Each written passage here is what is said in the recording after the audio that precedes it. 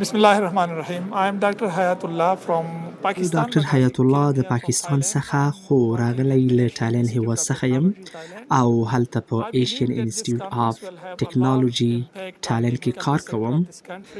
زه باور لرم چې دغه کنفرانس به د دې هیواد فضرات باندې ډیر اثر ولري ځکه دا د دې نوع کنفرانسونو لومړی کنفرانس و. دلته ما له مختلفو خلکو سره چې له مختلفو هیوادونو څخه راغلي وو ملاقات وکړ او دوی خپلې څېړنې وړاندې کړې.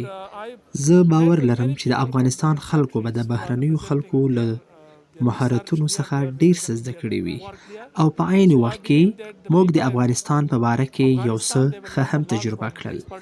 دغه کنفرانس به یوازې د زراعت لپاره ښه نه وي بلکې زه باور لرم چې دا به په بهر کې هم د افغانستان په تصویر باندې یو مثبت اثر ولري. I believe that it will have a good impact on the overall image of Afghanistan outside this country.